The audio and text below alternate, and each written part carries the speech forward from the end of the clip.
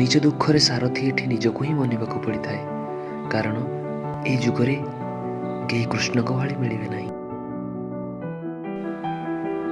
ବିଶ୍ୱାସକୁ ବଞ୍ଚେଇ ରଖ ବନ୍ଧୁ, ଦେଖିବେ ଆଜି ଯିଏ ହସୁଛନ୍ତି ତୁମ ଉପରେ, କାଲି ସେ ତାଳି ମାରିବେ। ଆମ ଜୀବନରେ ସେ ପର୍ଯ୍ୟନ୍ତ କିଛି ବଦଳିବ ନାହିଁ ଯେ ପର୍ଯ୍ୟନ୍ତ ଆମେ ନିଜେ ନ ବଦଳିଛେ। ଫୁଲକୁ ବି ଜଣା ନଥାଏ ସକାଳ ହେଲେ ସେ ମନ୍ଦିରକୁ ଯିବ ନା ଶ୍ମଶାନକୁ। ତେଣୁ ଜୀବନ ଯେମିତି ବି ହେଉ ହସି ଖେଳି ବଞ୍ଚିବା ଦରକାର। ଚିନ୍ତା କରି ଆପଣ କିଛି ବି ବଦଳାଇ ପାରିବେ ନାହିଁ। ଯଦି ହୀରାକୁ ପରଖିବାକୁ ଚାହଁ ତେବେ ଅନ୍ଧାରକୁ ଅପେକ୍ଷା କର, କାରଣ ଖରାରେ କାଚ ବି ଚକଚକ କରିଥାଏ।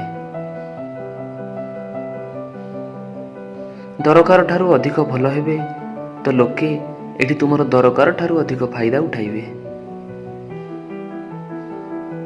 ଯଦି ତୁମେ ବର୍ତ୍ତମାନରେ ଖୁସିର ସହ ବଞ୍ଚିବାକୁ ଚାହଁ ତେବେ ତୁମକୁ ଅତୀତରେ କରିଥିବା ଭୁଲ ଏବଂ ଭବିଷ୍ୟତର ଚିନ୍ତାକୁ ଭୁଲିବାକୁ ପଡ଼ିବ। ବେଳେବେଳେ ସେଇ ଲୋକ ହିଁ ସବୁଠାରୁ ଅଧିକ ଦୁଃଖ ଦିଏ ଯାହାର ଖୁସି ପାଇଁ ତୁମେ କିଛି ବି କରିବାକୁ ପଛାଇ ନଥିଲ। ଭୁଲ ଖୋଜିବା ଖରାପ ନୁହେଁ, କିନ୍ତୁ ଏହାର ଆରମ୍ଭ ନିଜଠାରୁ ହେବା ଦରକାର। କାହାକୁ ଉଦାସ ଦେଖି ତାର ମଜାକ ଉଡ଼ାଇବା ଠିକ ନୁହେଁ। କିଏ ଜାଣେ କାହା ଜୀବନରେ କିଏ କେତେ ଦୁଃଖ ନେଇ ବଞ୍ଚିଛି। ତୁମେ କେବଳ ହସି ଦେଇ କୁହ ତୁମେ ଠିକ ଅଛ ବୋଲି, କାରଣ ଏଠି କେହି କାହାର ଚିନ୍ତା କରନ୍ତି ନାହିଁ, ଏହା ସତ ଅଟେ। ଆମେ କେତେ ଠିକ ଆଉ କେତେ ଭୁଲ ଏକଥା କେବଳ ଦୁଇ ଜଣ ଜାଣନ୍ତି, ଜଣେ ଆମର ଆତ୍ମା ଆଉ ଜଣେ ପରମାତ୍ମା।